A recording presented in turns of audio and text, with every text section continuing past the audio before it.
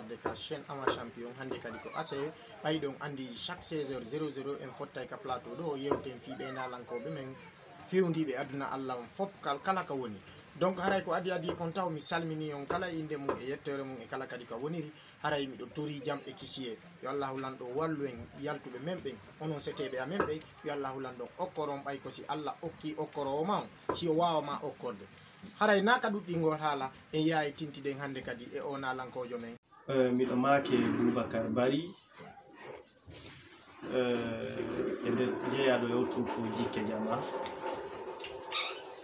wonɗo Laguine Conakry no min ardiri au cinéma d'abord ko gikkol ko telen 92 telen ɗon min yahayno ka l'école si meɗen ka l'école ɓe waɗanayno men ɗon fijundaruji ko nder ɗum welilam fota on tigi yiɗi métier o ha yiidi e ɓe lewru jeere à travers monsieur Karamba Diallo ɓe innamo Diallo Boston min jokki ɓe ɓaawo maɓɓe ha ɓe ɓannitimen ɓe ɓeydani men gandal e muɗum seeɗa ɓe janni men yo Allah hinno yaafo monsieur Ammar ɓe noddirayno monsieur Mody Oumar Pese yo Allah hinno yaafo Haruna ko ɓen men jokkayno woɓɓe gadi no gamake monsieur Mamadou Wuri Diallo ɓe naɓe Saydos ko ɓen ɗon fewnuɗo woni ko ardi troupe lewru jeere on fewndo ko kamɓe ko ɓe inspecteur de police wonɓe Conakry ɗo ko kamɓe laami troupe lewru jeere on ko ɓeenum min jokkayno min ɓattotono ɓe holla men ɓe janna men ɓay hari ɗum ɗuuɗa minna men ko ni e ni warrete ko noon min jokkiri ɗum weli men fota ɓay hunde ko si nde welima ɗum anni wonde hay ka l'école men somayno sabu ɗum mais finalement kamɓe tigi ɓe insistayno sa yahali ka l'école a arti ɗo a waɗa nini ha mawɓe amen ɓe yahi e yiide maɓɓe inni ɓiɗɗamen on no borjude ka l'école fi ɗum ɗo donc kamɓe tigi ɓe exigani men forcément yaha ka l'école si waɗa ɗum ɗo au fur et à mesure min naɓi ɗiɗi fof ha min watti créude troupe ji ni wano ni feere feere haray ko wano noon mi natiri e nder ɗum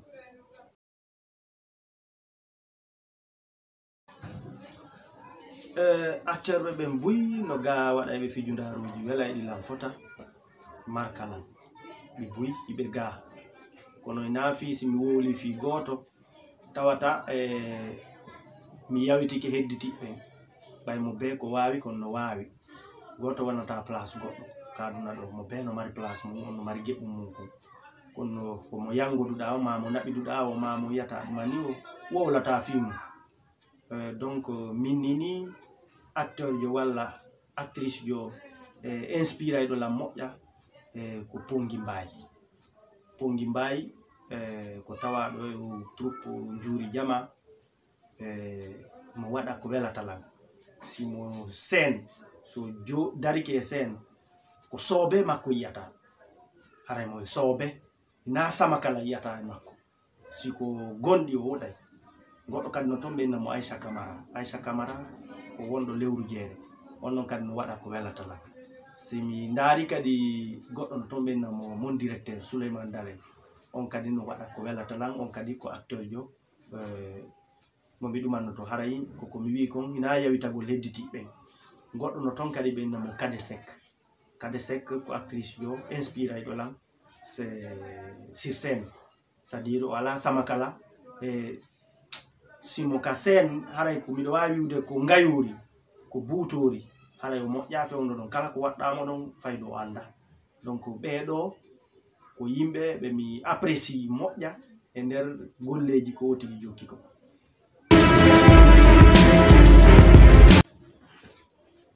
ɗon noon o financement affaire film ji faydu ko moyen de bord amen o ha jiifaji amen min woni tude ɗum min finance ana hoore amen ha ka woni ɗo min huƴi min haaci min fewti laamu ngu fiyoɓe wallito ɓe tambito affaire cinéma on mais ha ka woni ɗo min nataɓe waɗali kono min on mi humpitaki mo kala faydu no wirde gabi o mum koy menen men wattuno filmude waɗa ɗum ɗon ari ko min cotise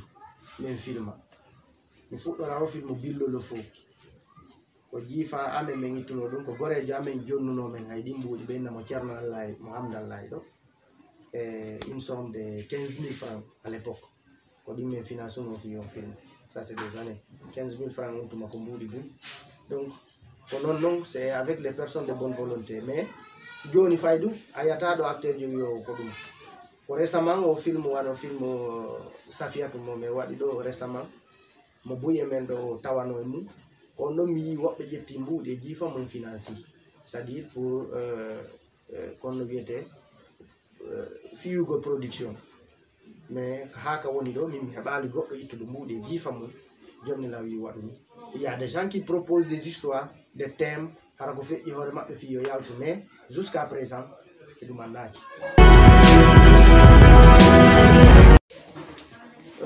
waaju mo mi mari ko mi holla aux génération future ɗum ɗon ko cende ɗen fof kala yiɗuɗo lagine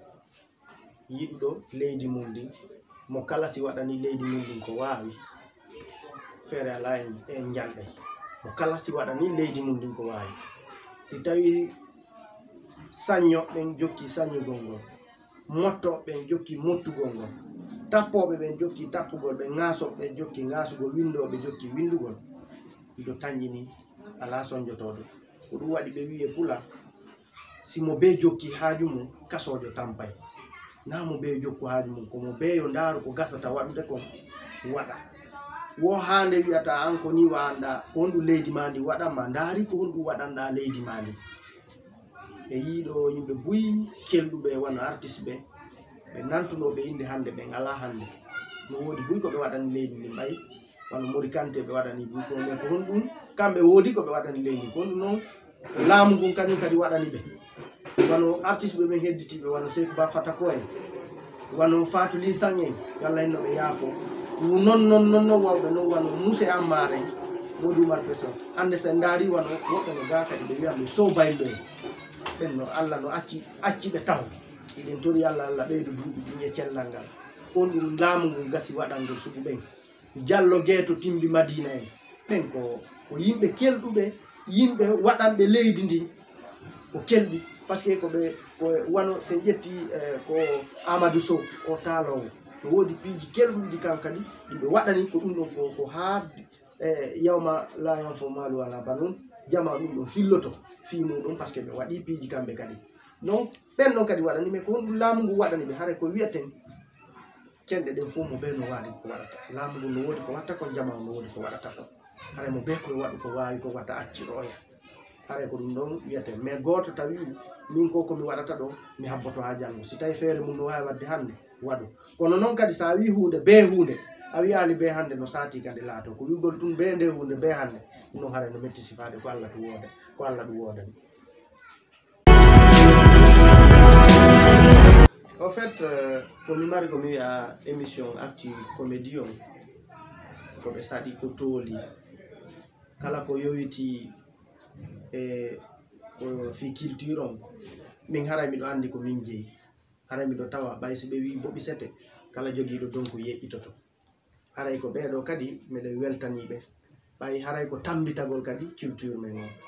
haray ko ɓe duwaɓe tambiteɗe ɓay ko yahayɓe yeeso jama on fof landoɓe mo kala e ko fewnude haray ko hanuɓe tambiteɗe haray meɗen wi on ko saɗi mo ko tooli haray vraiment min ala ko min wiya on sina ɓe weltanike on yo Allah nawro yeeso salli ala Muhammad haray mi weltiki. On nani ko monsieur Ablaye Bari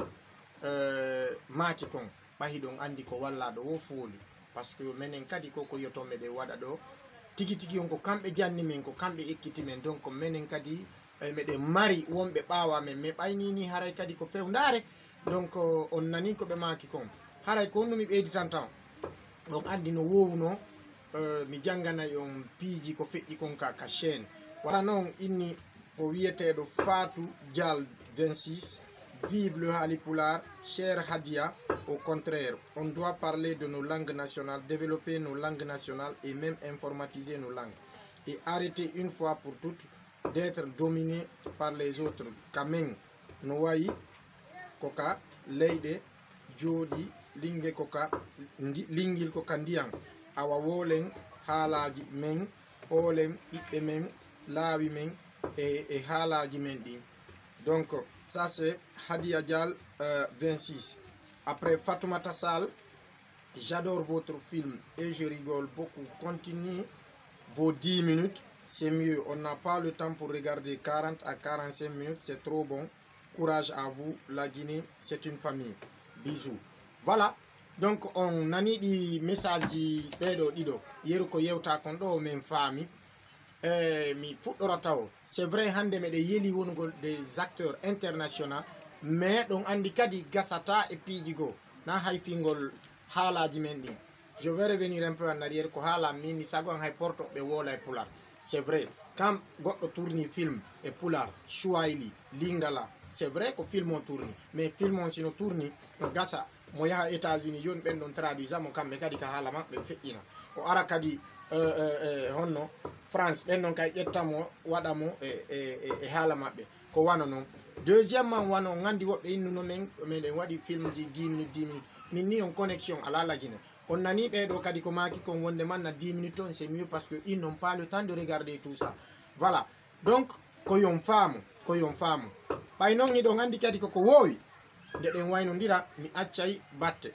ko feƴƴino min no ko soso mais tawi woɗi anduma liiji en famodirali hande